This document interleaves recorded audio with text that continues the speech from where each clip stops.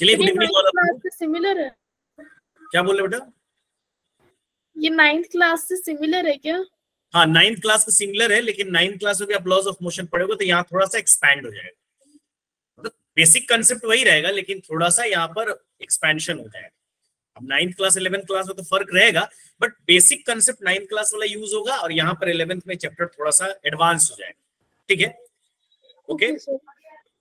तो यहाँ पर हम लोग डिस्कस करेंगे लॉज ऑफ मोशन, और लॉज ऑफ मोशन में बेसिकली आज का हमारा जो एजेंडा है, आज हम लोग डिस्कशन करेंगे वो हम करेंगे introduction, inertia, linear momentum, Newton first law, Newton second law और न्यूटन थर्ड लॉ। देखते हैं कहां तक हमारा हो पाता है, ठीक है ना। सबसे पहले इंट्रोडक्टरी की बात करेंगे कि एक्चुअली ये चैप्टर हम लोग पढ़ते क्यों है। तो इससे पहले हम लोग पढ़े काइनेमेटिक्स, है ना। तो काइनेमेटिक्स जब हम लोग पढ़ते हैं तो काइनेमेटिक्स में हम लोग क्या पढ़ते हैं, मोशन के इफेक्ट के बारे में। हम ये दे रहे हैं कि वेलोसिटी बढ़ रही है, बॉडी एक्सीलरेट हो रहा है ना, उसकी वेलोसिटी कम हो रही है, वो इतना डिस्टेंस कवर कर रहा है। यानी हम यहाँ पर उस मोशन के क्या करते हैं, इफेक्ट के बारे में पढ़ते हैं।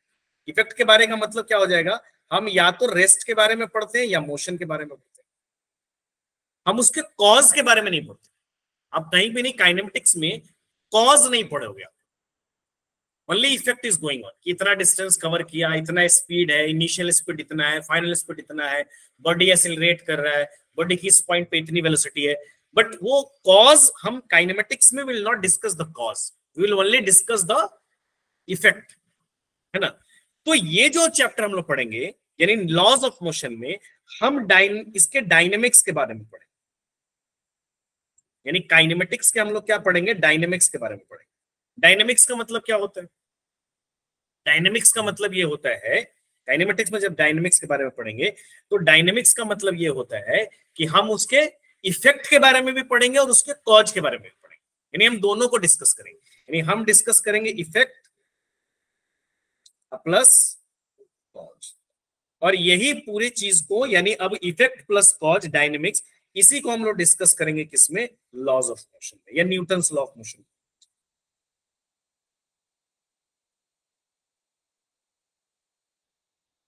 क्लियर है बेटा? Yes sir. डायनेमिक्स, कॉज, पहले हम लोग कॉज के बारे में, पूरे काइनेमेटिक्स में कहीं भी कॉज के बारे में डिस्कशन नहीं किया।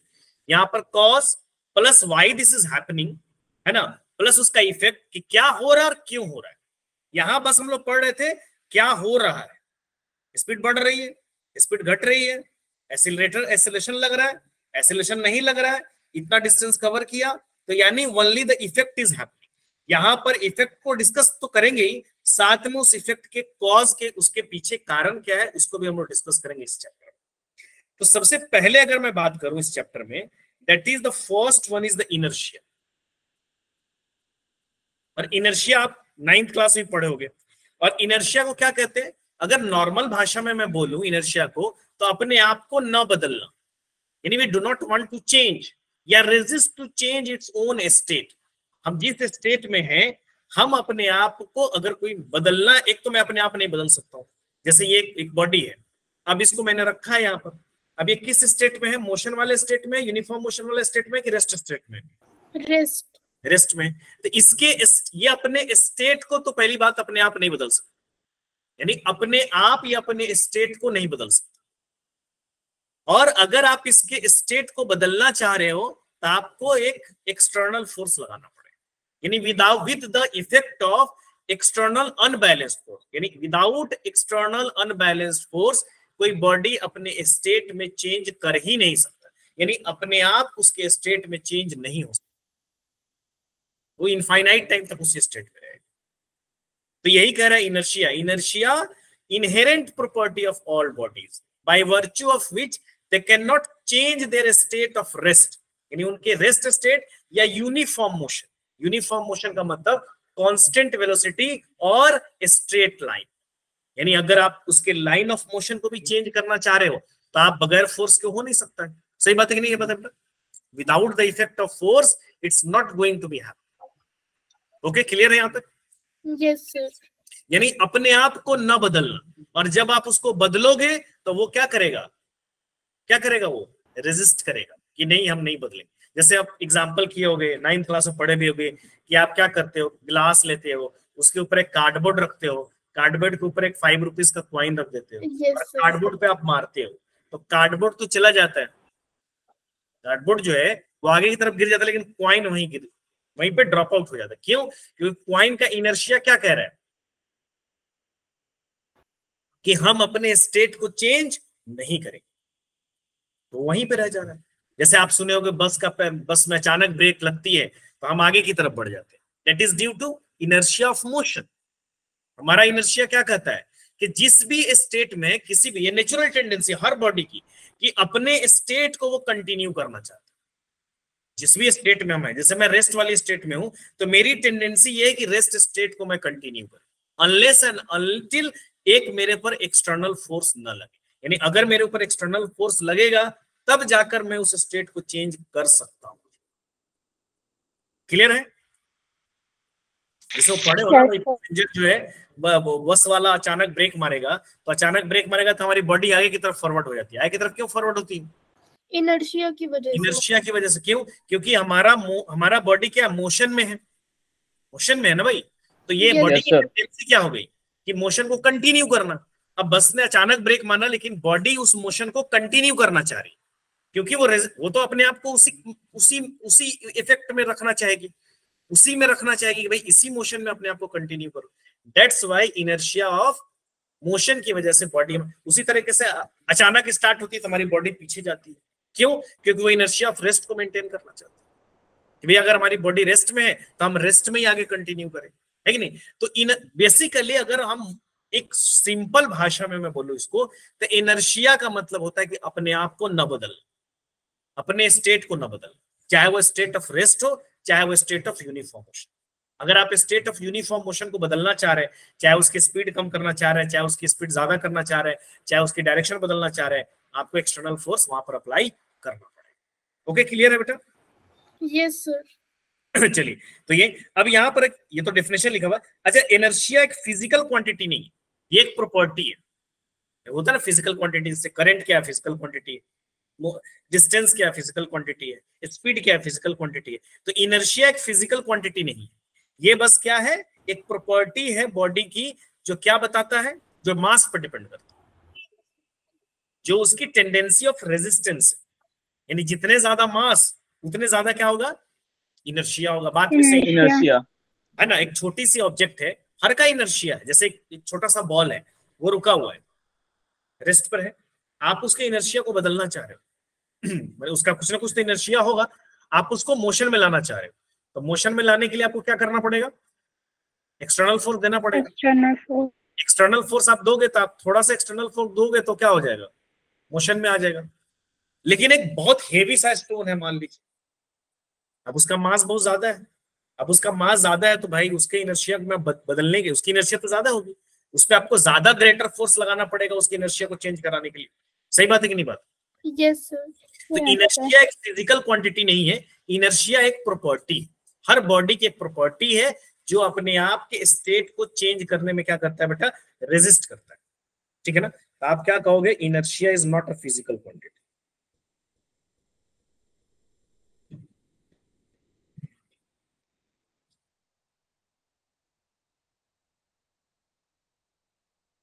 इनर्शिया एक फिजिकल क्वांटिटी नहीं है, it is the only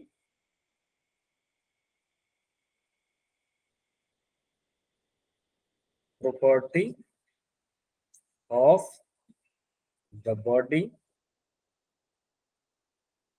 which depends on mass of the, अब फिजिकल क्वांटिटी है नहीं तो ना तो इसकी यूनिट होगी ना इसकी डायमेंशन, है ना? हर फिजिकल क्वांटिटी की यूनिट होती है, डायमेंशन होती है। ऐसा जरूरी भी नहीं कि सारे फिजिकल क्वांटिटी की यूनिट और डायमेंशन होगी, लेकिन ये फिजिकल क्वांटिटी है ही नहीं तो इनर्शिया हैज, ये एक प्रॉपर्टी है, कोई इसका एक्चुअल कोई वैल्यू नहीं, है ना? जैसे बहुत सारी चीजें होती है जो एक प्रॉपर्टी है, अब उसकी कोई यूनिट नहीं होती, उसकी कोई एग्जैक्ट कोई वैल्यूज नहीं होती। जैसे हैप्पीनेस, अब happiness is not a physical quantity, happiness की क्या यूनिट होगी भाई बताओ जरा?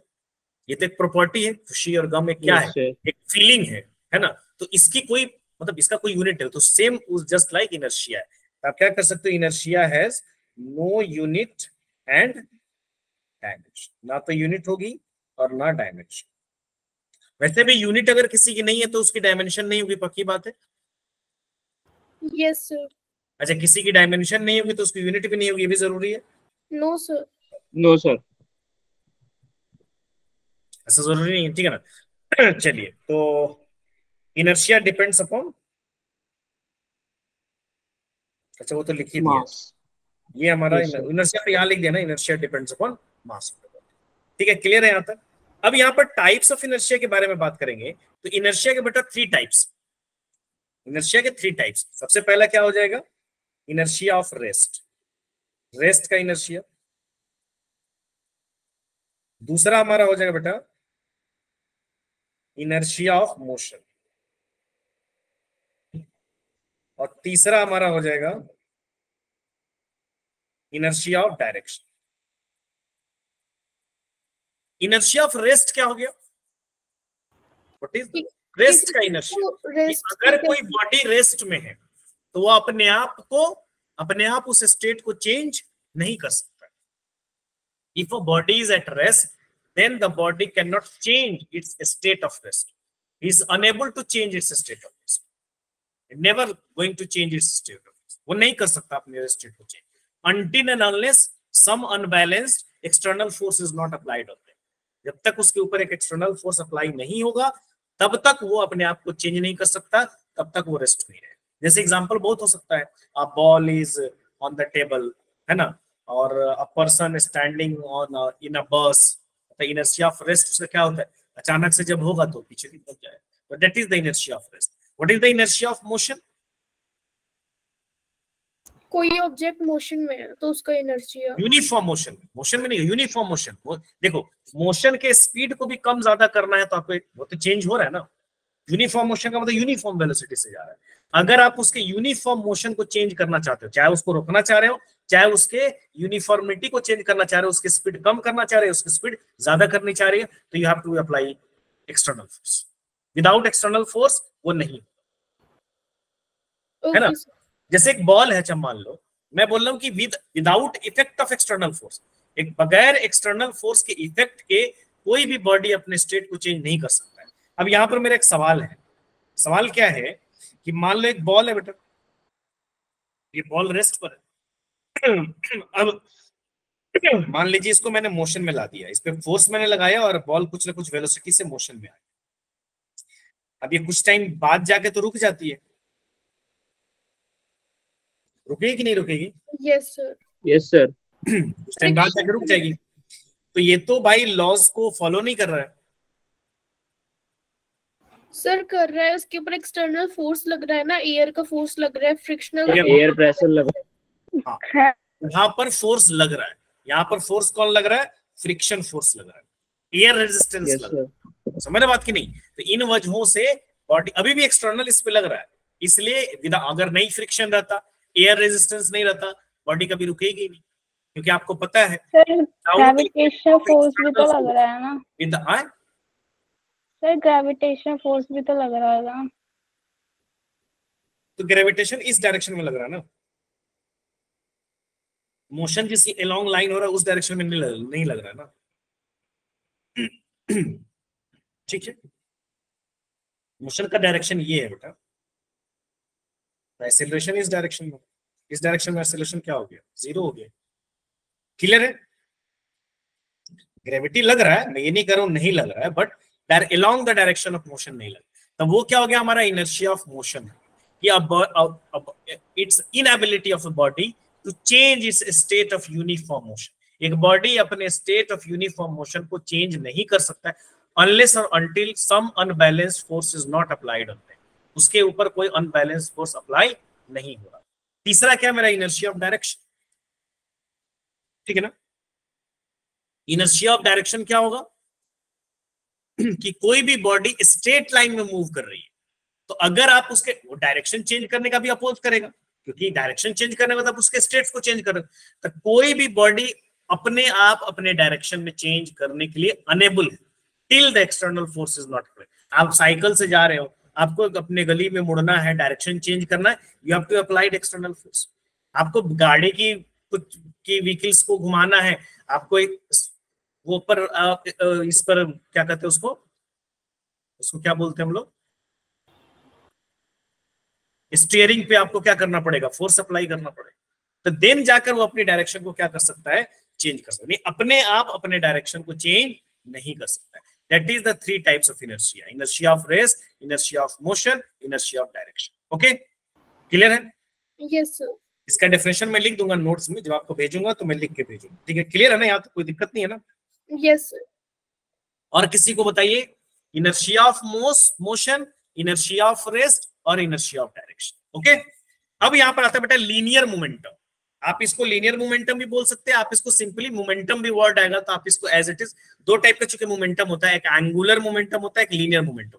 एंगुलर मोमेंटम हम पढ़ेंगे जब हम रोटेशन पढ़ेंगे, ना, या सर्कुलर मोशन जब पढ़ेंगे वहां पर हम एंगुलर मोमेंटम बात करेंगे। यहां पर हम लीनियर मोमेंटम, या कहीं पर सिंपल मोमेंटम वर्ड भी अगर लिखा हुआ है तो आपको वो लीनियर मोमेंटम ही कहना है ना? ठीक है, तो लीनियर मोमेंटम की बात करेंगे तो आप इसको ऐसे लिखो, लीनियर मोमेंटम, अभी मैं बता रहा हूं, of a body is the quantity of motion contained in the body।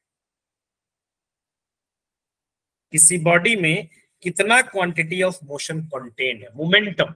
जैसे इसको ऐसे समझ लो कि एक्चुअली मोमेंटम को जो मेजरमेंट किया जाता है, तो लीनियर मोमेंटम को हम कहते हैं प्रोडक्ट ऑफ, प्रोडक्ट समझते हो ना? Yes sir. Yes sir, multiplication. आप क्या करोगे, प्रोडक्ट ऑफ, प्रोडक्ट का मतलब गुना, product of mass and velocity, product of mass of the body and its velocity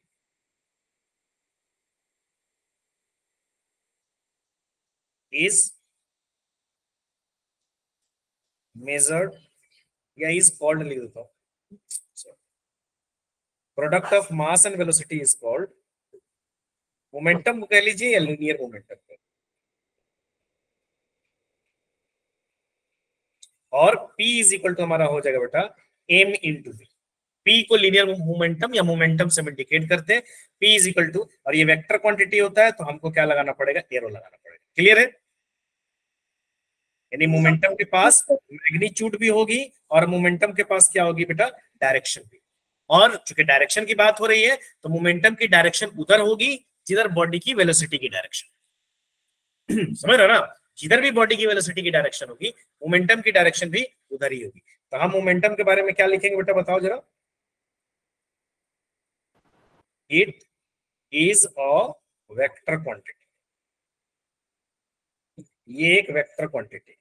और आगे लिख दूंगा and its direction is same as the direction of velocity of the, अच्छा इसका यूनिट कोई बता सकता है मेरे को, ऐसा यूनिट मोमेंटम का? केजी मीटर पर सेकंड। हाँ, केजी मीटर पर सेकंड। केजी मीटर पर सेकंड। फॉर्मूला देख लीजिए, यानी अगर मैं इसको ये कहूं, मतलब मैं मैग्नीट्यूड के टर्म्स में सिर्फ लिखूंगा तो मेरे को क्या लिखना पड़ेगा, mv। वेक्टर के टर्म्स में मैं लिखा हूं तो एरो लगाए हूं, ओनली मैग्नीट्यूड के टर्म्स में लिखूंगा तो मैं क्या लिखूंगा, p is equal to mv, सिर्फ मैग्नीट्यूड के टर्म्स में, डायरेक्शन नहीं लगाऊंगा तो एरो हटा दूंगा। तो यानी मास का क्या हो जाएगा, kg, और वेलोसिटी का क्या हो जाएगा, मीटर पर सेकंड। तो यहां देख के मैं अंदाजा लगा सकता हूं, तो मैं कह सकता हूं एसआई यूनिट ऑफ मोमेंटम, कह लीजिए लीनियर मोमेंटम, बात बराबर ही। SI unit of momentum is kg metre per second. अच्छा CGS यूनिट क्या हो जाएगा बेटा, gram centimetre per second. CGS unit क्या हो जाएगा बेटा, मास का क्या हो जाएगा, ग्राम। CGS का मतलब ये होता है सेंटीमीटर ग्राम सेकेंड, तो मास का हो जाएगा ग्राम, और इसका क्या हो जाएगा सेंटीमीटर, और इसका क्या हो जाएगा सेकेंड, ग्राम सेंटीमीटर पर सेकेंड। डायमेंशन भी आपको पता होगा, मास का डायमेंशन क्या होता है m, अब वेलोसिटी का डायमेंशन क्या हो जाएगा, LT-1। LT-1। अगर डायमेंशन की बात करोगे, वैसे डायमेंशन लिखते नहीं है वहां पे, बताए होंगे, लेकिन ऐसे डायमेंशन की बात करोगे तो क्या हो जाएगा बेटा, MLT minus L T minus. अब यहाँ पे देखिए, जो मुझे मोमेंटम यहाँ पे आया बेटा, P इज इक्वल टू, मैं क्या लिखा हूं यहाँ, एम इंटू वी, ये हुआ ना momentum is equal to, yes sir, momentum is equal to ये ना भाई, मास इंटू वेलोसिटी, यानी momentum is equal to P is equal to M into v. अगर मैं मास को कांस्टेंट मान, जनरली वैसे मास कांस्टेंट ही होता है, यहां पर मैं मान लो कि if m is constant, mass constant है, बॉडी की मास नहीं बदल रही है, ऐसा होता है ना। ओके, जनरली आपके सिलेबस में 95% तो ऐसे ही क्वेश्चन रहेंगे जहां पर बॉडी की मास कांस्टेंट रहेगी। तो मास कांस्टेंट है, यानी कि आपको ये दिया हुआ है, अब मैं लिखूं इफ एम कांस्टेंट, अगर मास कांस्टेंट है तो पी किस पर डिपेंड करेगा, वेलोसिटी के डायरेक्टली, जितने ज्यादा वेलोसिटी होगी डायरेक्टली प्रोपोर्शनल हो जाएगा, यानी पी जो है वो डायरेक्टली प्रोपोर्शनल टू वेलोसिटी होगा। मास तो मास में हम कोई चेंज नहीं करे, तो जितने ज्यादा बॉडी की स्पीड होगी उतना ही ज्यादा उसका क्या हो जाएगा, मोमेंटम होगा, है ना। तो यानी आप यहाँ पर बोल सकते हो p directly proportional to v, अगर मास कांस्टेंट है तो पी डायरेक्टली प्रोपोर्शनल। अब अगर इस सिचुएशन में ले रहा हूं, इस सिचुएशन में पी और वी के बीच में ग्राफ ड्रॉ करूं, पी और वी के बीच में ग्राफ ड्रॉ करूं, तो कैसा होगा, स्ट्रेट लाइन, स्ट्रेट लाइन होगा। कोई भी दो फिजिकल क्वांटिटीज अगर अपने आप में डायरेक्टली प्रोपोर्शनल है तो वो हमेशा क्या होगा, स्ट्रेट लाइन होगा। जैसे x directly proportional to y, और x और y के बीच में अगर आपको ग्राफ ड्रॉ करना है तो कैसा होगा, स्ट्रेट लाइन। वो भले एक्सिस चेंज कर लो, उससे फर्क, स्लोप कम ज्यादा होगा लेकिन ग्राफ स्ट्रेट लाइन ही रहेगा। जैसे यहां पर मैंने बोला x directly proportional to y, अब इसमें मैंने x लिया, इसमें मैंने y लिया, और ये मेरा ग्राफ हो गया। अगर ऐसे भी हो जाए, इधर x हो जाए इधर y हो जाए, तो भी मेरा ग्राफ स्ट्रेट, हाँ स्लोप कम ज्यादा होगा लेकिन ग्राफ अभी स्ट्रेट लाइन ही रहेगा। ग्राफ के नेचर पर फर्क नहीं पड़ेगा, स्लोप दैट डिपेंड्स, कौन बड़ा है कौन छोटा है उसके ऊपर से मेरा स्लोप क्या हो जाएगा, कम ज्यादा होगा, लेकिन ग्राफ के नेचर पर कोई फर्क नहीं पड़ेगा। तो यहां अगर मैं मास को कांस्टेंट मान रहा हूं तो मेरे को ये सिचुएशन आ रही है बेटा, P directly proportional to V आ रही है। तो यानी इस सिचुएशन में अगर मैं ग्राफ ड्रॉ करूं, किसके किसके बीच में, मोमेंटम एंड वेलोसिटी, ठीक है ना। यानी यहां पर आपका इस एक्सिस पर आपका क्या हो गया P, और एक्स एक्सिस पर क्या होगा बेटा V, और ग्राफ यहां पर कैसा होगा, स्ट्रेट लीनियर, स्ट्रेट लाइन। या मैं ऐसे इसको हटा दूं, लेकिन कंडीशन यहां पर क्या है बेटा, कंडीशन क्या है, एम क्या है, कांस्टेंट है, कांस्टेंट। सिमिलरली इसी सिचुएशन को मैं लिख रहा हूं कि if v is equal to constant, हो सकता है वेलोसिटी कांस्टेंट और मास चेंज हो रही हो, ऐसा हो सकता है कि नहीं हो सकता है, यस सर, हो सकता है। जैसे आगे आप लोग रॉकेट का एग्जांपल पढ़ोगे, जैसे मान लो ऐसे मैं ले रहा हूं कि मान लो ये कोई चीज है ना, ये सेम वेलोसिटी से जा रही है और इसमें मान लो सैंड भरा हुआ है, तो धीरे धीरे सैंड क्या होगा, गिरता जाएगा। ये तो टिप टाइप का है ना, यहाँ से सैंड गिरता जाएगा। अब सैंड गिरता जाएगा तो ये बॉडी की मास क्या हो रही है, चेंज हो रही कि नहीं हो रही, यस ऐसा हो सकता है, मतलब ऐसा नहीं। हाँ मैं ये कह रहा हूँ कि आपके सिलेबस जो यहाँ पर हमको पढ़ना है उसमें 90% सिलेबस जो या 90% 95% जो क्वेश्चन रहेंगे that will be of mass constant. जैसे रॉकेट वाले एग्जांपल में हम जाएंगे तो वहां पर वेरिएबल मास होगा, क्योंकि रॉकेट का जो ईंधन है वो बाहर निकलता है, जलता है, बर्न होता है, धीरे धीरे मास क्या हो जाएगी, उसकी डिक्रीज होती जाएगी, dm/dt, dt टाइम में dm मास एग्जॉस्ट हो रहा है, समझ रहे हो ना। तो वहां पर हम लोग देखेंगे वेरिएबल मास सिस्टम वहां पर हो गया, तो वेरिएबल मास हो सकता है। तो v कांस्टेंट है, अच्छा v कांस्टेंट है तब p किसके डायरेक्टली प्रोपोर्शनल हो जाएगा, मास के डायरेक्टली, मास के, है ना। तो यहां पर अगर मैं मोमेंटम यानी p और m के बीच में ग्राफ ड्रॉ करूं तो ये भी स्ट्रेट ही लाइन होगा ना बेटा, यस सर, इसमें कोई दिक्कत नहीं है, यानी ये भी स्ट्रेट ही लाइन होगा। लेकिन ये किसके किसके बीच में मैंने ड्रॉ किया है, किसी किसके बीच में, मोमेंटम एंड मास, लेकिन कंडीशन यहाँ क्या है, v is equal to constant. Clear है बेटा। अच्छा यहां पर मैं एक बात बोल रहा हूं कि मान लीजिए मैंने कहा p is equal to m b, mass and velocity है, और मैं कह रहा हूं कि मोमेंटम कांस्टेंट है बेटा। मतलब बॉडी की मोमेंटम कांस्टेंट है, इसका मतलब मास और वेलोसिटी का प्रोडक्ट कांस्टेंट है। सही बात है कि गलत बात है? Yes sir. सही बात है ना। यानी कि आपका ये पी कांस्टेंट है, मतलब आपका ये वाली वैल्यू कांस्टेंट है। यानी आप बोल सकते हो कि mv is equal to constant. mv is equal to constant अगर आप बोलते हो तो आप ऐसे बोलोगे v inversely proportional to m या m inversely proportional to v। Yes sir. अगर दो चीजें, मान लो a इंटू बी का वैल्यू हमेशा 4 आना है मान लो, तो अगर ये चीज बढ़ेगा तो ये चीज को तो घटना ही पड़ेगा उसी मल्टीपल में। अगर ये 2 इंटू 2 है तो ये अगर 4 होगा तो इसको 1 होना पड़ेगा, अगर ये 1 होगा तो इसको 4 होना पड़ेगा। समझ बात? तो यानी दोनों का प्रोडक्ट कांस्टेंट है, तो कोई भी एक चीज बढ़ेगी तो सेम रेशियो में दूसरी चीज को घटना पड़ेगा, तभी वो बैलेंस होकर उसका प्रोडक्ट सेम आएगा। अब इस सिचुएशन में अगर यहाँ v inversely proportional to m हो गया, कब होगा? यानी ये सिचुएशन कब है? p constant. ये सिचुएशन आपको दिया हुआ है और इस सिचुएशन में आपका p क्या है? कांस्टेंट। तब ये सिचुएशन आप बोल सकते हो। इसका मतलब कि अगर मोमेंटम कांस्टेंट है तो जो हल्की वाली जो गाड़ियां होंगी उसकी वेलोसिटी ज्यादा होगी, लाइटर मास, मास कम। यहाँ देखो ना, मास कम, वेलोसिटी ज्यादा, मास ज्यादा तो वेलोसिटी कम। अगर मोमेंटम कांस्टेंट है तो अगर आपसे पूछे कि भैया दो गाड़ी है, एक लाइटर गाड़ी है, एक हेवियर व्हीकल है, दोनों की मोमेंटम सेम है, तो किसकी वेलोसिटी ज्यादा होगी? सर लाइटर की, लाइटर वाले की। अरे समझ रहे हो कि नहीं समझ रहे हो? Yes sir. Yes sir. Okay, है ना। तो यहां पर हो जाएगा। अच्छा, इनके बीच में अगर ग्राफ में ड्रॉ करूं v और m के बीच में, तब कैसा होगा? अगर इनवर्सली प्रोपोर्शनल होता है तो ग्राफ कैसा बनता है? हाइपरबोला। जैसे x inversely proportional to y है तो ग्राफ क्या होगा? डिक्रीजिंग होगा ना भाई, ये बढ़ेगा तो घटेगा। सही बात है कि नहीं? यस। यहाँ डिक्रीजिंग होगा भाई, मास बढ़ेगा तो वेलोसिटी घटेगी। यानी अगर इधर मैं मास लूं, सॉरी इधर मैं मास लूं बेटा और इधर मैं वेलोसिटी, तो यहां पर ग्राफ कुछ ऐसा हो जाएगा। देखो मास बढ़ रही तो वेलोसिटी घट रही कि नहीं घट रही? इस ऐसे ग्राफ को बोलते हैं हाइपरबोला। यहां पर क्या है? v inversely proportional to m है बेटा। कब? सिचुएशन क्या है आपका? p जो है वो क्या है? कांस्टेंट। समझ में आई बात कि नहीं आई? देखो मास बढ़ रही है, इधर मास बढ़ रही है, तो जैसे जैसे मास कम थी तो देखो वेलोसिटी ज्यादा थी, जैसे जैसे मास बढ़ता जा रहा है वेलोसिटी क्या होती जा रही है? डिक्रीज होती जा रही है। कहां पर जाके जीरो होगा ये? इनफाइनाइट। इनफाइनाइट। कोई दिक्कत यहां तक?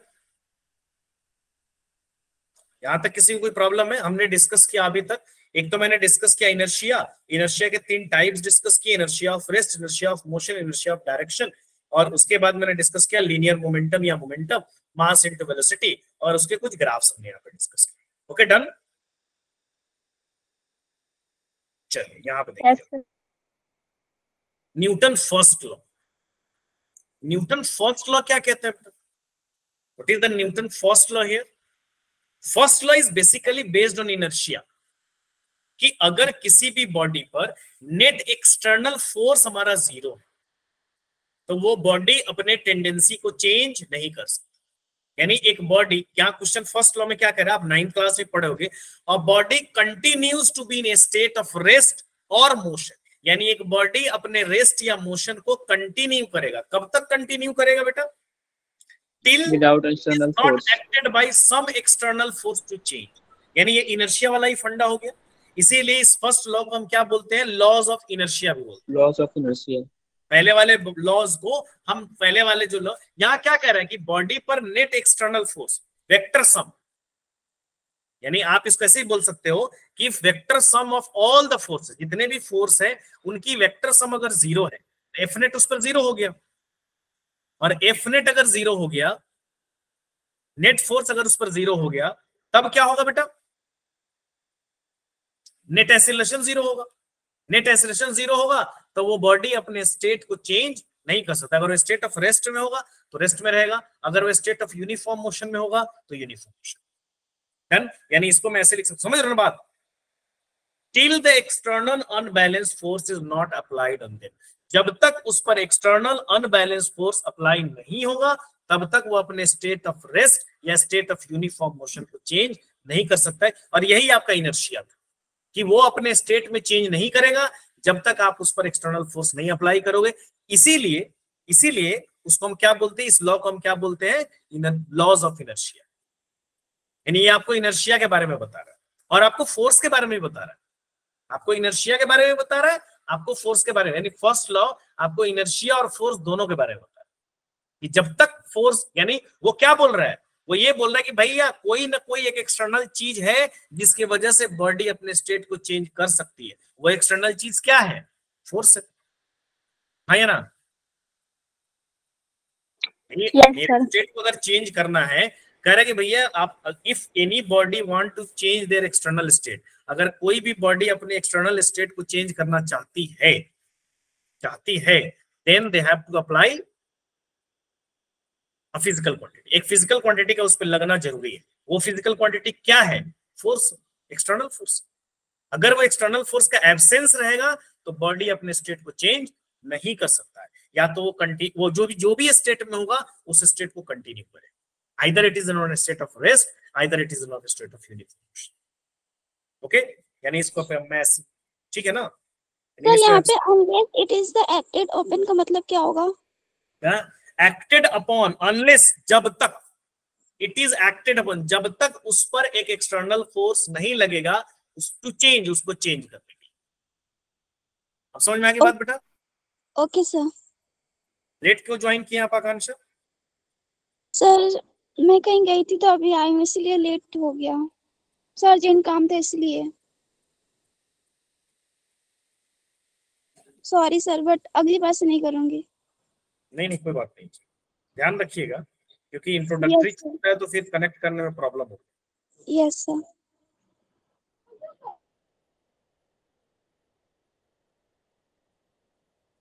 क्या कह रहा है, vector sum of all the forces. ऐसा जरूरी नहीं कि एक ही फोर्स लग रहा हो बॉडी पे 1000 फोर्स लग सकते हैं, 5 लग सकते हैं, 10 लग सकते हैं, 20 लग सकते हैं, 25 लग सकते हैं, जो भी फोर्स लगना है लगे, लेकिन उन सभी का वेक्टर सम क्या होना चाहिए, 0। यानी नेट फोर्स उस बॉडी पे क्या लगना चाहिए, 0। नेट फोर्स मतलब वेक्टर वाला नेट, नॉर्मल एडिशन नहीं। फोर्स आपका क्या है, वेक्टर क्वांटिटी है, तो आप वेक्टर क्या कह रहा है, if vector sum of all the forces acting on a particle is 0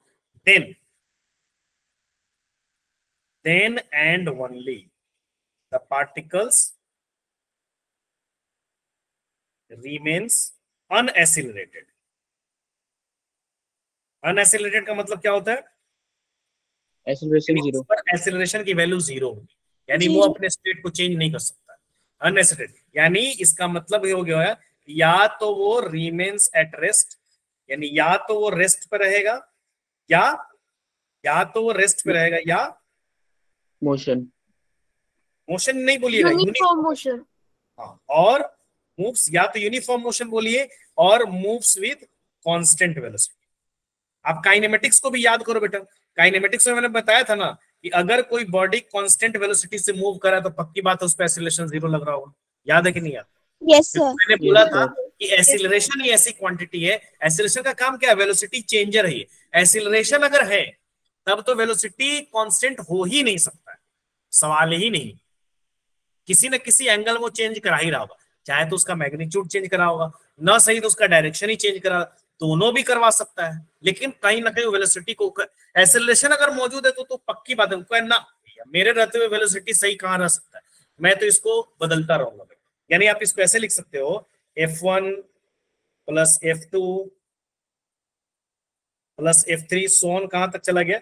मान लीजिए कि n number of forces apply हो रहा है और सबकी वैल्यू क्या है, 0 हो गई। इसका मतलब आप क्या कह रहे हो कि F नेट, बॉडी पर F नेट क्या है, 0। नेट फोर्स पर 0 है, और नेट फोर्स 0 होगा तो नेट एक्सीलरेशन भी कितना होगा बेटा, 0। अब नेट एक्सीलरेशन अगर 0 होगा, यानी ये वाली कंडीशन अगर होगी तो वेलोसिटी क्या होगा बेटा, वेलोसिटी क्या होगा, 0 कांस्टेंट ना बेटा, 0 नहीं। Yes sir, constant. और किसी भी बॉडी पर नेट फोर्स 0 होता है तो उस सिचुएशन को हम क्या बोलते हैं कि बॉडी किसमें है, इक्विलिब्रियम पोजीशन। हालांकि टाइप्स ऑफ इक्विलिब्रियम भी है, हम आगे डिस्कस करेंगे, लेकिन अभी आपको इतने याद रखना है कि अगर कोई वजह से आप हैं, आप एक बॉडी है, आप पर अगर नेट फोर्स 0 लग रहा है, means you are in equilibrium. तो इसका मतलब यहां पर बॉडी पर नेट फोर्स 0 लग रहा है, यानी बॉडी इज इन, क्या बोल सकते हैं आप, इक्विलिब्रियम। ये आगे बहुत काम आएगा, 12 तक आपको काम आएगा। इक्विलिब्रियम की कंडीशन जहां पर आ गई वहां पर आपका क्या होगा। यहां पर तो हम दो टाइप का इक्विलिब्रियम पढ़ेंगे, आगे भी पढ़ेंगे, आगे हम लोग पढ़ेंगे यानी 12th क्लास में यहाँ पर, हाँ यहाँ भी पढ़ना है, यहाँ भी वर्क फॉर एनर्जी में पढ़ेंगे स्टेबल इक्विलिब्रियम, अनस्टेबल इक्विलिब्रियम। एक यहाँ पर हम लोग पढ़ेंगे static equilibrium, dynamic equilibrium. Static equilibrium का होता है रेस्ट पर है और इक्विलिब्रियम है। डायनेमिक इक्विलिब्रियम मतलब मोशन में है और इक्विलिब्रियम में। मोशन में बॉडी अगर कोई है तो रेस्ट, उस पर नेट फोर्स 0 हो सकता है कि नहीं हो सकता है। कोई एग्जांपल कि कोई बॉडी है वो सर मोशन में है लेकिन नेट फोर्स 0 लग रहा है, ऐसा हो सकता है? ऐसा हो सकता है नहीं हो सकता है? सर इसका मतलब Yes, sir. होगा सर, मुझे ये वर्ड ही समझ नहीं आया। क्या वर्ड समझ नहीं आया बताइए। सर जो आपने लिखा है क्या, कौन सा वर्ड,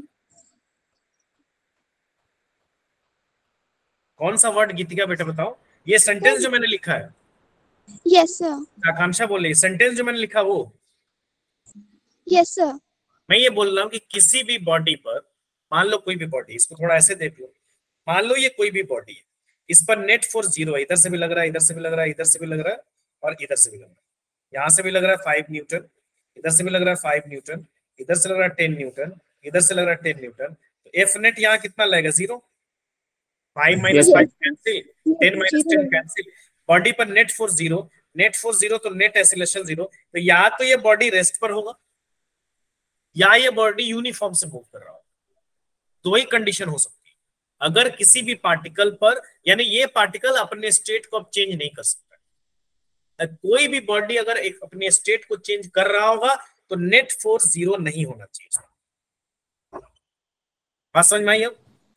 यस सर। तो वही बात ये कह रहा है, क्या रहा है कि इफ द वेक्टर सम का मतलब जोड़, जितने भी फोर्स है भाई, एक जरूरी नहीं, अगर एक सिंगल फोर्स है तो कोई बात ही नहीं है, दो फोर्स भी 0 हो सकता है। तो कह रहा है vector sum of all the forces, जितने भी फोर्सेस उस बॉडी पे लग रहा है, अगर उनका वेक्टर सम, वेक्टर एडिशन 0 है, देन द पार्टिकल रिमेन्स अनएसिलेटेड। अनएसिलेटेड का मतलब उस पर कोई एसिलेशन नहीं लग रहा होगा, उस पर एसिलेशन 0 होगा। और एसिलेशन 0 होगा तो उसमें कह रहा है I that is remains at rest, body या तो एट रेस्ट पर होगा या moves with constant velocity. Clear? Yes sir. चलिए, यहां तक किसी को कोई डाउट? No sir. चलिए अब आ जाइए न्यूटन सेकेंड लॉ। अभी मोमेंटम की बात हम लोग कर रहे थे, तो न्यूटन सेकेंड लॉ क्या कहता है कि the rate of change of linear momentum, rate of change. सबसे पहली बात तो चेंज, किसी भी चीज का चेंज आप कैसे निकालते हो? डेल्टा। Delta sir. किसी भी चीज का आप चेंज निकालते हो फाइनल माइनस इनिशियल। किसी भी चीज का change in temperature final temperature minus initial temperature, change in x final x minus initial x. किसी भी चीज में अगर आपको निकालना है, मतलब कोई भी चीज निकालना है, तो आप उसका चेंज कैसे निकालते हो? Final minus initial. यहां पर चेंज की बात होगी। अब यहां पर एक और चीज बोल रहा है, और वो क्या बोल रहा है? रेट। तो रेट ऑफ चेंज मतलब क्या हो जाएगा? डेल्टा पी डिवाइड करो। किसी भी चीज को टाइम से आप उसके रेट को पता लगा सकते हो। तो यहां पर क्वेश्चन कह रहा है कि the rate of change of momentum, अभी बता रहा हूं, एक मिनट रुक जाइए।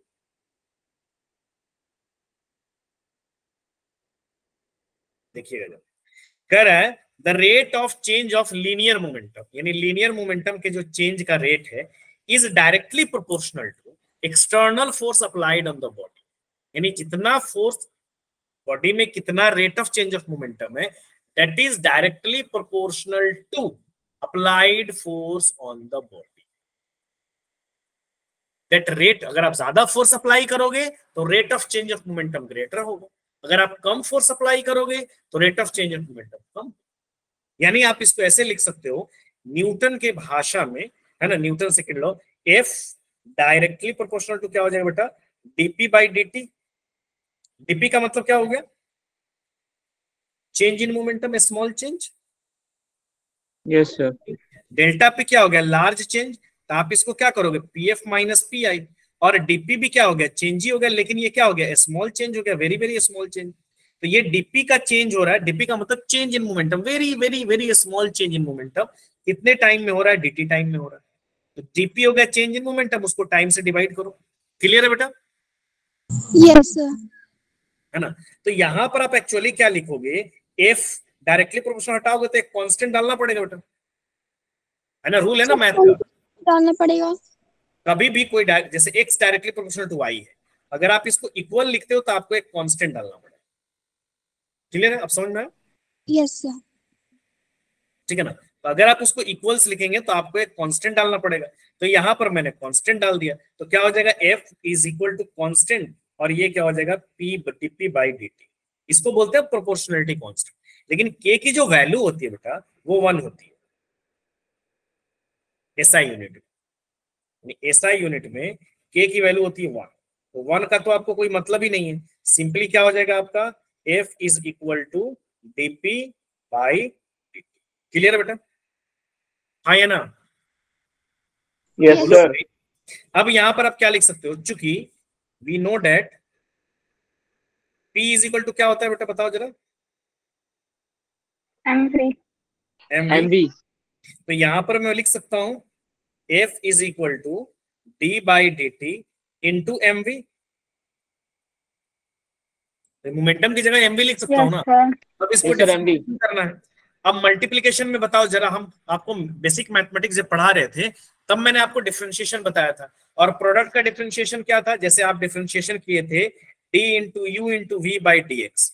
आप क्या डिफरेंशिएशन किए थे, u को वैसे ही रखना है, और क्या रखना है आपको, dv बाई डी D का डिफरेंशिएशन। आपको v को वैसे ही रखना है, और क्या करना है, du बाई dt। ऐसा ही था ना। तो यहाँ भी तो Yes, प्रोडक्ट sir. है, तो आप इसको क्या लिख सकते हो, f इज इक्वल टू, आप क्या लिखोगे, m into dv by dt। अब प्लस में क्या हो जाएगा बेटा, v into dm by dt। ऐसे ही होगा ना। Yes Yes, sir. sir. Product का जो रूल है वो लगाना पड़ेगा।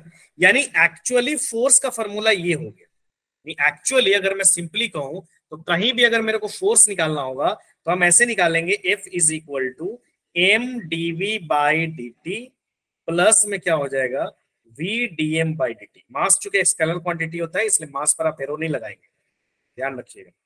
यानी यही फॉर्मूला आपको हमेशा फोर्स के लिए लगाना है। ये 100% सही है, नहीं आपको ये फॉर्मूला 100% करेक्ट है, कहीं भी लगा सकते हो।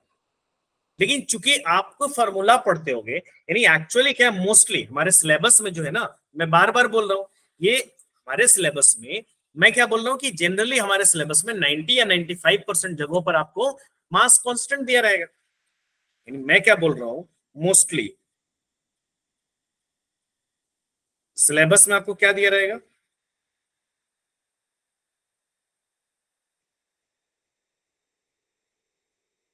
Mass constant.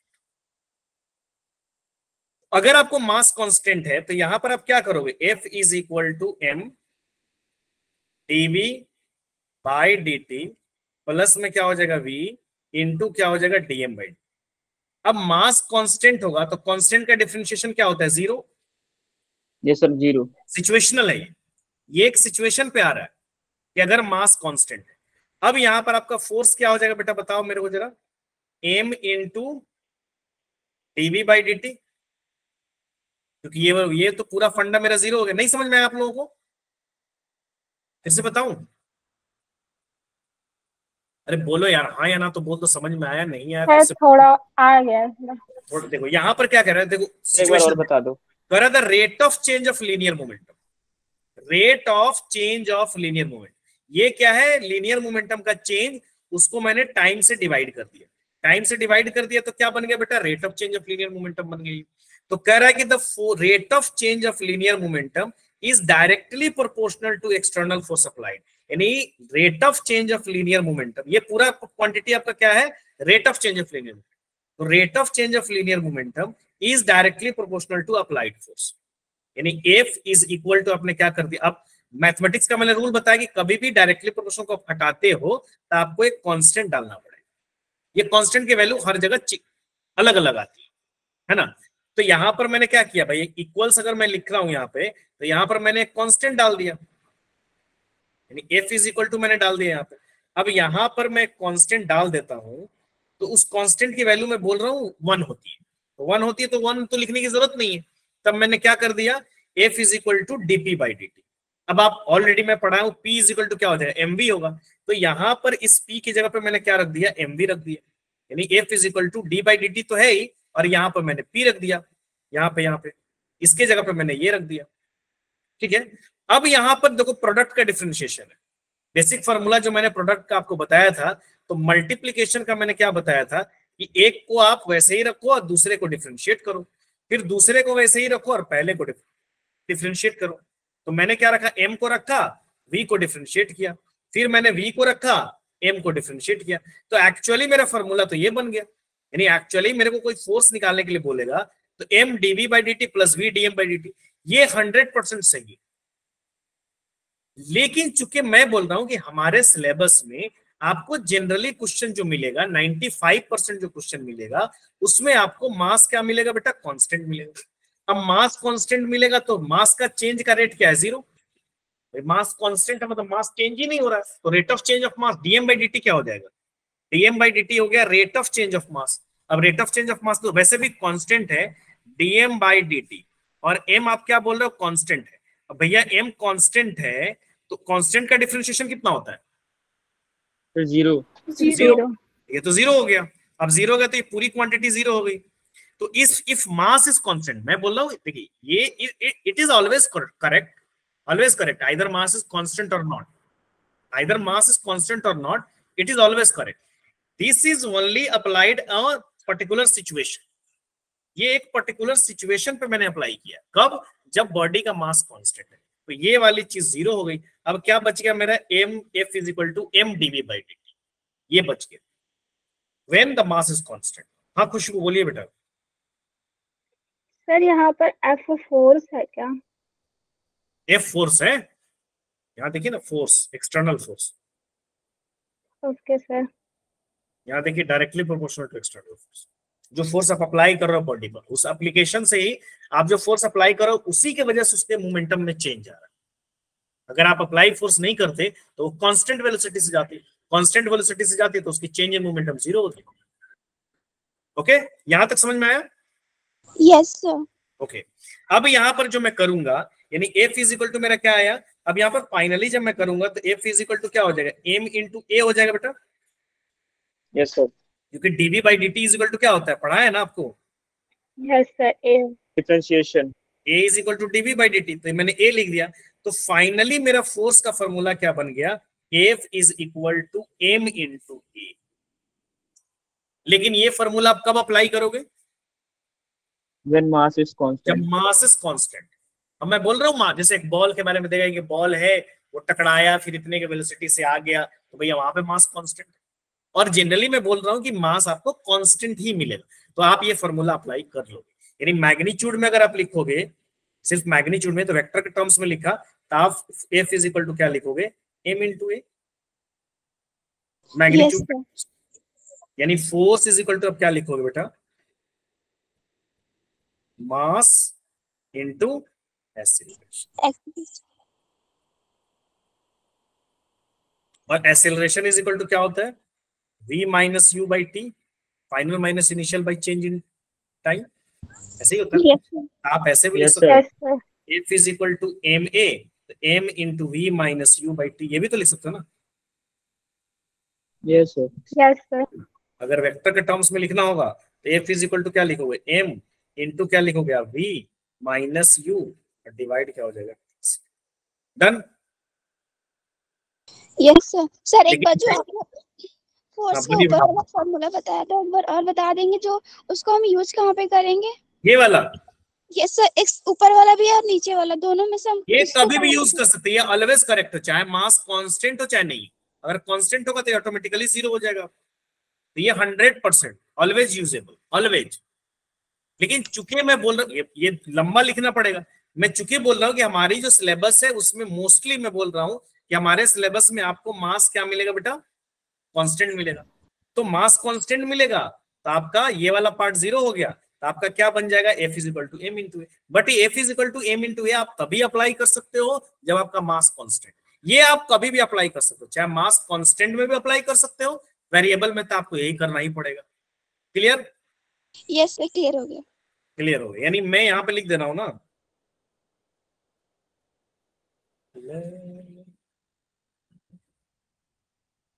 मैं ऐसे लिख दे रहा हूँ यहाँ पे ताकि आपको याद रहेगा। यानी मैं यहाँ पे लिख रहा हूँ दिस फॉर्मूला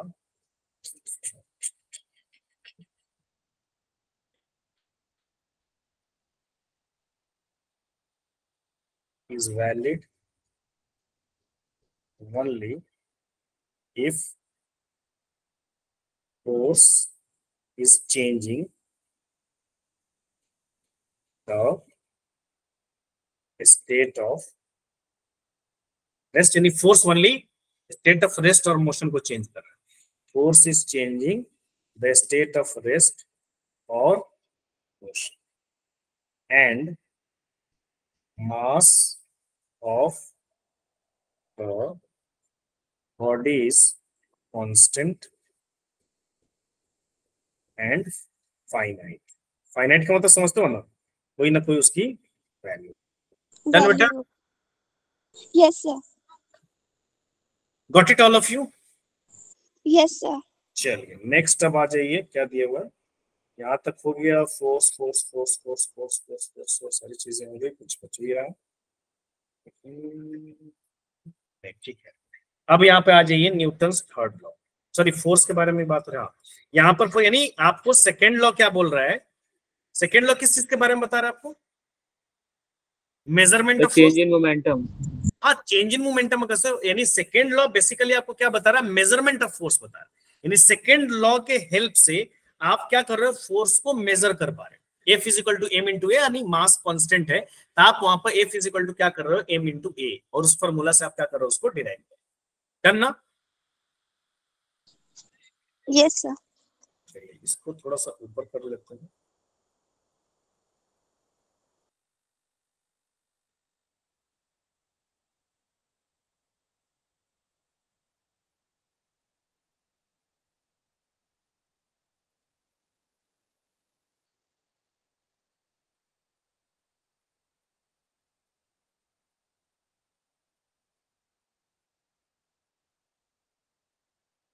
यानी मास कांस्टेंट है. बॉडी की सिर्फ स्टेट में चेंज है. यानी वेलोसिटी कम हो रही है, ज्यादा हो रही है, या मोशन में जा रहा है, यूनिफॉर्म मोशन में जा रहा है, जो भी हो व्हाटएवर थी उसकी मास जो है कांस्टेंट है. अब यहाँ पर आ जाए बेटा फोर्स.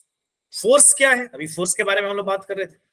फोर्स तो वही फिजिकल क्वांटिटी है जो किसी भी बॉडी के स्टेट को चेंज कराने के लिए कंपलसरी है. यानी without the external agent the body can not is unable to change its state. Basically जो फोर्स को हम नॉर्मली आम भाषा में जब हम इस्तेमाल करते हैं, आम भाषा में जब हम इस्तेमाल करते हैं तब हम फोर्स के बारे में क्या बोलते हैं कि force is effect in the form of push और पुल. यानी किसी भी चीज को पुश कर रहे हो या पुल कर रहे हो तो आप उस पर बेसिकली क्या लगा रहे हो. फोर्स लगा रहे हो which tries to produce motion in the body. ठीक है ना. यानी which try to produce motion in the body. Stop और tries to stop a moving body. यानी फोर्स क्या है. बेसिकली फोर्स इज पुश और पुल, जो किसी भी बॉडीज में मोशन प्रोड्यूस कराएगा या प्रोड्यूस कराने की कोशिश करेगा. सेकेंड है मैं क्या बोल रहा हूं. स्टॉप्स और tries to stop a moving body. या तो किसी बॉडी को रोक रहा है या रोकने की कोशिश कर रहा है तो आपको वहां पर क्या करना पड़ेगा. फोर्स लगाना पड़ेगा. या वहां पर क्या कर रहा है. चेंजेस और try to change the direction of body. यानी इन सब जगहों पर इफेक्ट पर आपको एक फिजिकल क्वांटिटी की जरूरत है. उसके बगैर आप ये चारों इफेक्ट इस्तेमाल में नहीं ला सकते. And that is the force. That is the force. Force is an external effect. बाहरी एक इफेक्ट है पुश और पुल के फॉर्म में, जो इन सब इफेक्ट में फोर्स की हमको क्या करेगा. जरूरत पड़े. जैसे किसी चीज को धक्का देना है, अब उसके मोशन को चेंज कराना है. इनिशियल से फाइनल वेलोसिटी उसको कुछ जाना है. मान लो एक बॉडी है यहाँ पर. अब उस बॉडी को आप क्या कर रहे हो. यहाँ पर उसकी इनिशियल वेलोसिटी यू है और उसको कुछ वेलोसिटी आप बढ़ा रहे हो तो आपको यहाँ पर फोर्स तो लगाना पड़ेगा. अगर आप फोर्स नहीं लगाओगे उसके स्पीड में आप चेंज नहीं कर सकते. तो ये हमारा क्या हो गया. फोर्स का एक बेसिक फॉर्मूला. अच्छा एक बात बताओ. फोर्स स्केलर क्वांटिटी की वेक्टर क्वांटिटी है. Sir scalar vector. वेक्टर है बेटा. अभी देखो ना यहाँ पे एरो लगा हुआ है. देखो पहली बात तो यहाँ पे एरो लगा हुआ है. दूसरी बात मैं यहाँ पर क्या लिखा हूं. If vector sum of all the forces. Force is a vector quantity and it direction is in the change of momentum. जिधर चेंज ऑफ मोमेंटम की डायरेक्शन होगी उधर ही डायरेक्शन. कोई बात नहीं. It's not a big deal. आप confuse होगा कोई दिक्कत नहीं. जवाब देना चाहिए. गलत सही तो के लिए तो हमें ठीक है ना. तो फोर्स क्या हो जाएगा. Vector quantity. यानी force is a vector quantity. Direction होती है बेटा इसका। Acceleration is also vector quantity. अच्छा, फोर्स की यूनिट की बात करें तो फोर्स में एक होता है बेटा एब्सोल्यूट यूनिट, इसको हम लोग बोलते हैं कि एब्सोल्यूट यूनिट। अब एब्सोल्यूट यूनिट में क्या होता है, एसआई यूनिट। एक तो हो गया एब्सोल्यूट यूनिट। एब्सोल्यूट यूनिट में अगर कोई हमसे एसआई यूनिट पूछेगा तो फोर्स का एसआई यूनिट क्या होता है बेटा, न्यूटन। न्यूटन, इसको कैपिटल एन से इंडिकेट करें। और सीजीएस यूनिट क्या होता है, gram centimetre square. Dyne. CGS unit होता है बेटा डाइन। हाँ वो वही होता है, ग्राम मास इनटू एक्सेलरेशन, तो ग्राम मीटर पर सेकंड, सॉरी ग्राम सेंटीमीटर पर सेकंड स्क्वायर हो जाएगा, उसी को हम डाइन बोलेंगे। डाइन तो आपने दूसरी यूनिट बताई थी ना न्यूटन की, मतलब फोर्स की। डाइन तो दूसरी यूनिट है ना। सीजीएस यूनिट ही बताया होगा मैं। यस सर, सीजीएस ही बताई थी। सीजीएस यूनिट होता है, और वो कितना होता है, 1 न्यूटन इज इक्वल टू क्या होता है बेटा, 10 की पावर 5। 10 पावर 5। ठीक है, अब यहाँ पर आ जाइए, एक तो एब्सोल्यूट यूनिट में ही होता है, एक होता है बेटा ग्रेविटेशनल यूनिट, याद रखिएगा इसको। एक तो एब्सोल्यूट यूनिट, एब्सोल्यूट यूनिट में एसआई यूनिट और सीजीएस यूनिट होता है, एक होता है मतलब ग्रेविटेशनल यूनिट।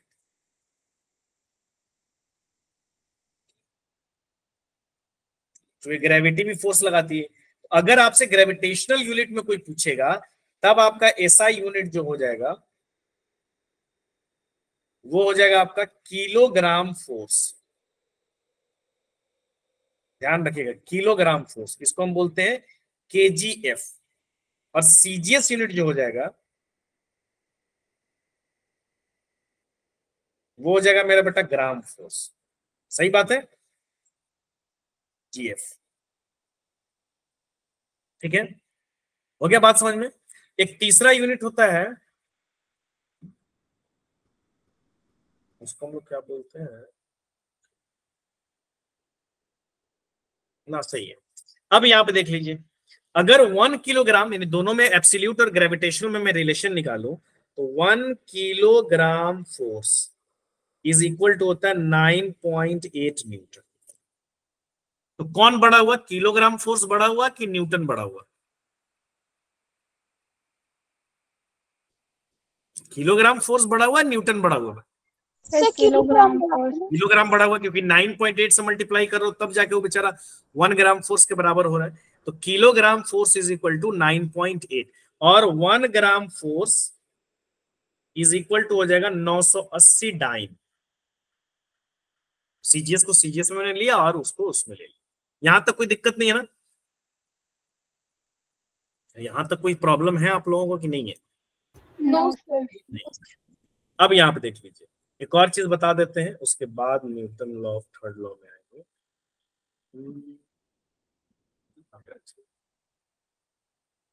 ठीक है, अब यहां पर अगर मैं बात करूं, मान लीजिए कि फोर्स तो वेक्टर क्वांटिटी है, तो डिफरेंट डिफरेंट डायरेक्शन में हो सकता है, आई जे के के फॉर्म में, एक्सेलरेशन भी आई जे के फॉर्म में हो सकता है।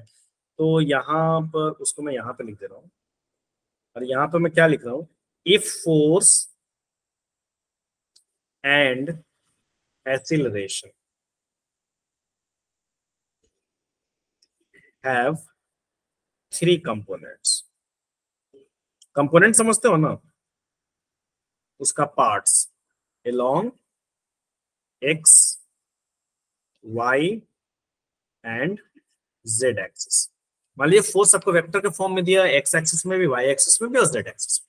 Then f is equal to, आप क्या लिखोगे बेटा, f इज इक्वल टू आप क्या लिखोगे, एफ एक्स आई कैप प्लस क्या लिखोगे आप, एफ वाई जे कैप प्लस क्या लिखोगे, एफ जेड के कैप। सही है बेटा? एफ एक्स का मतलब x जैसे लिखते हो ना, ऐसे लिखते हो ना, force is equal to 2i plus 3j minus 5k। तो ऐसे ही एफ एक्स का मतलब फोर्स x डायरेक्शन में, ये वाला पार्ट आपका मैग्नीट्यूड हो गया, ये वाला पार्ट आपका डायरेक्शन हो गया, ये वाला पार्ट आपका मैग्नीट्यूड हो गया, ये वाला पार्ट आपका डायरेक्शन हो गया। क्लियर है बेटा? अब यहाँ पर आप कैसे लिखोगे, a इज इक्वल टू, तो a इज इक्वल टू क्या हो जाएगा बेटा, ax i कैप प्लस क्या लिखोगे, ay, सॉरी ये अलग अलग डायरेक्शन में है, ए वाई जे कैप, प्लस में क्या लिखोगे, ए जेड के कैप। तो अगर आपको एफ एक्स निकालना होगा तो F x is equal to क्या हो जाएगा, m इंटू एक्स। अब मास तो सब जगह सेम होगा, मास का कोई कंपोनेंट नहीं होगा, मास वो तीनों का फोर्स अलग अलग लग रहा है। अच्छा F I is equal to क्या हो जाएगा, M A m Y into A Y. अच्छा F Z is equal to क्या हो जाएगा, m एम इंटू। जेड। सही है, यहां तक समझ में आ गया। अगर अलग अलग कंपोनेंट में अलग अलग में दिया रहेगा तो आप अलग अलग डायरेक्शन में निकाल लो, या आपको दिया रहेगा कि एक्स डायरेक्शन में ये है, या वाई डायरेक्शन में एक्सेलरेशन इतना है, जेड डायरेक्शन में इतना है, आप फोर्स को लिख के बताओ, तो आप एफ एक्स निकालोगे, एफ आई निकालोगे, एफ जेड निकालोगे, और एफ इज इक्वल टू क्या लिखोगे, एफ एक्स आई कैप प्लस एफ वाई जे कैप प्लस एफ जेड के cap. Will do the question Monday, Monday को हम लोग क्वेश्चन ही करेंगे, इसलिए थ्योरी पार्ट हम डिस्कस कर रहे हैं, then we will do that. अब आज न्यूटन्स थर्ड लॉ थोड़ा सा कर देते हैं 2 मिनट। न्यूटन्स थर्ड लॉ क्या होता है बेटा, तो बता सकता है? सर इसमें अपोजिट, मतलब एक फोर्स लगा है तो उसका अपोजिट थर्ड लॉ बेसिकली क्या है, Opposite and equal reaction of action force. there is equal and opposite reaction to every action there is equal and कभी भी किसी चीज पर आप एक्शन कर रहे हो तो उसके इक्वल एंड अपोजिट आपको क्या होगा, reaction. That is the Newton's third. इसका मतलब कि forces are always exist in pair, क्योंकि जहां पर भी फोर्स लगाओगे एक्शन होगा, तो भैया उसका रिएक्शन तो पक्की बात है। तो इस स्टेटमेंट से क्या है कि आप एक सिंगल फोर्स कहीं एग्जिस्ट करेगा ही नहीं। जैसे मैंने अगर आप कहीं पे मारा, सपोज मैंने दीवार पे मारा, तो दीवार पे मारा, मैं फोर्स अप्लाई कर रहा हूं, तो फोर्स अगर अप्लाई कर रहा हूं तो उसका रिएक्शन होना ही होना। कहीं पर भी आप फोर्स अप्लाई कर रहे हो, या कहीं पर भी फोर्स लग रहा है, या कहीं पर भी फोर्स का एग्जिस्टेंस हो रहा है, तो कहीं ना कहीं तो एक्शन कर रहा होगा भाई, कर रहा होगा नहीं कर रहा होगा, फोर्स है। तो न्यूटन्स का थर्ड लॉ कह रहा है कि every action is equal and opposite reaction, हर एक्शन का इक्वल एंड अपोजिट रिएक्शन। इसका मतलब कि forces are exist in pair, forces जो पेयर में होंगे ही होंगे, ना का सवाल ही नहीं। यानी एक सिंगल आपका फोर्स नहीं एग्जिस्ट कर सकता, ठीक है ना। तो न्यूटन्स थर्ड लॉ की अगर मैं बात करूं, स्टेटमेंट लिख दे रहा हूं, will Monday discuss on Monday later, और क्वेश्चन करेंगे, इसलिए इसको थोड़ा सा पढ़ लीजिए। यानी इसको मैं लिख सकता हूं, to every action there is always an equal and opposite reaction, ठीक है ना। यानी कि हमेशा रहेगा। इस चीज से क्या जाहिर होता है कि force in nature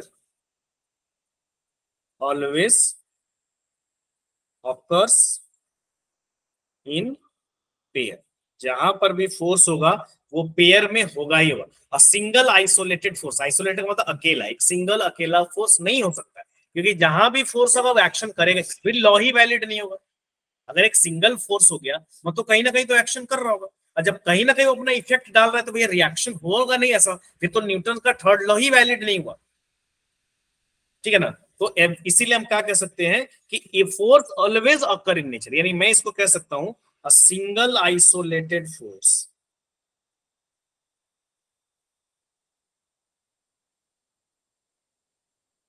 is not possible. A single isolated force is not possible. Clear है, यहां तक समझ में आ गया सभी आदमी को,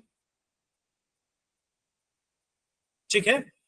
और एक्शन और रिएक्शन कभी भी सेम बॉडी पे नहीं लगता है, एक्शन रिएक्शन हमेशा क्या लगता है, डिफरेंट बॉडीज पे लगता है। खैर इसके बारे में और डिस्कस करेंगे हम लोग लेटर वाली अगली क्लास में, ठीक है।